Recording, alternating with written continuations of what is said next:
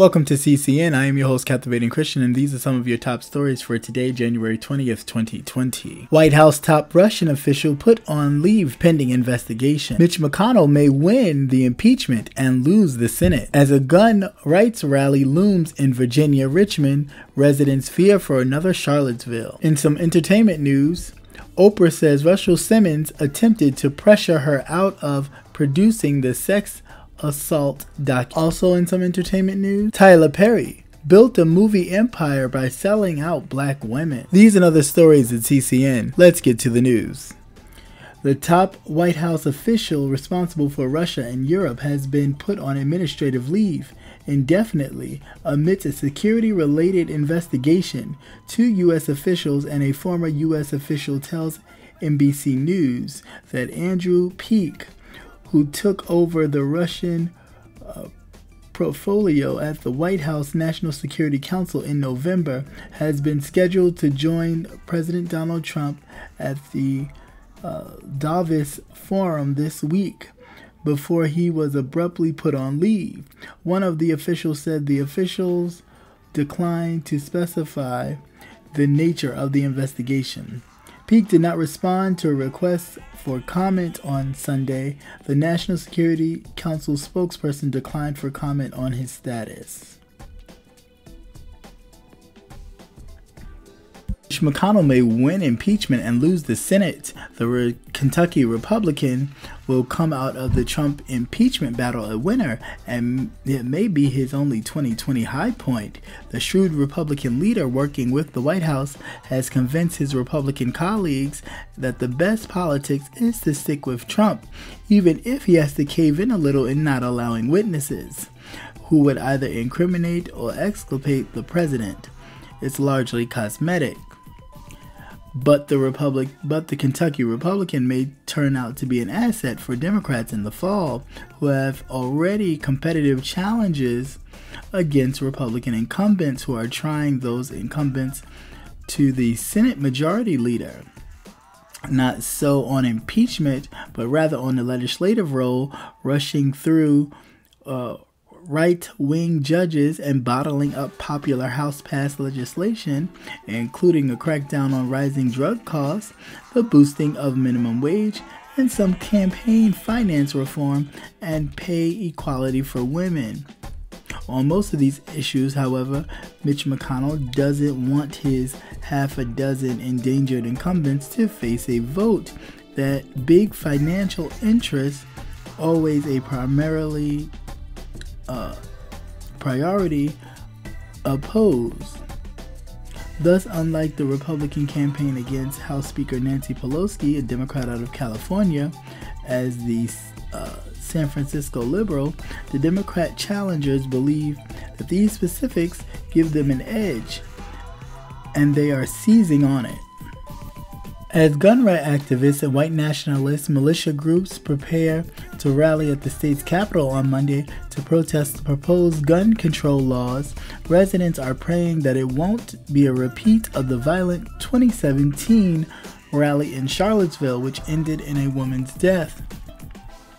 The Virginia Citizen Defense League, which organizes the annual gun rights rally, said that it wants a peaceful event, but the crowd is expected to be larger than usual because of the Democrats took control of the legislature last year and are proposing several gun rights bills that would limit handgun purchases and require background checks, among other regulations.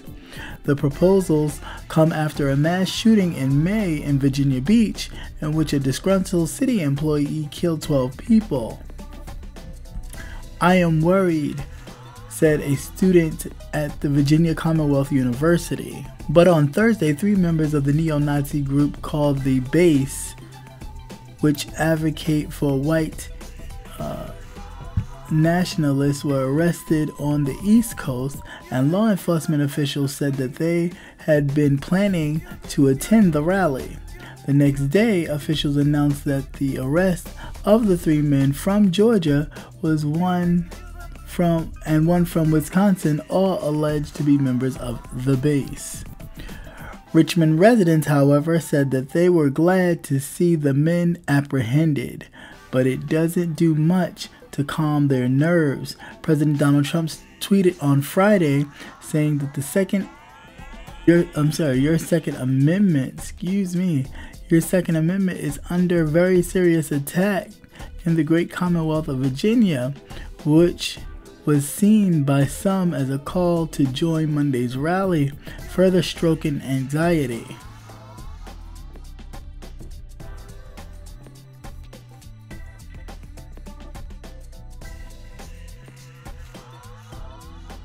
Entertainment news: last Friday, Oprah Winfrey announced that she would be pulling out as executive producer of the upcoming Kirby Dick and Amy Zerling documentary On the Record, which dives into accusations of sexual assault against the music executive Russell Simmons, with a particular focus on his ex-Def Jam employee Drew Dixon.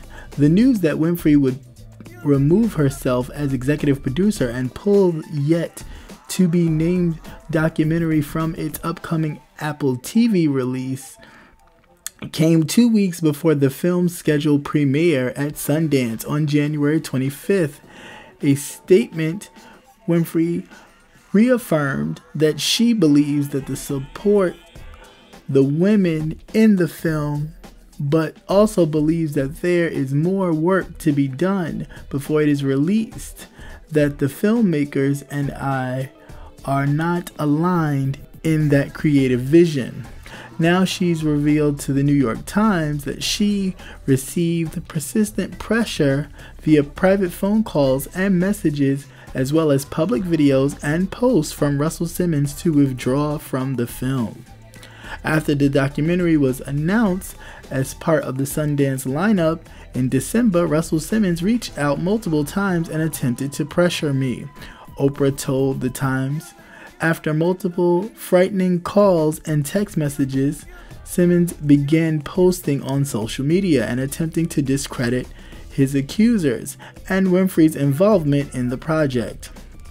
High-profile artists such as 50 Cent accused Winfrey of only going after African-American men. Simmons also used one accuser, called very dark tactics to discredit more than a dozen women who had accused him of rape and assault, challenging their credibility and casting judgment on their mental health in an online video.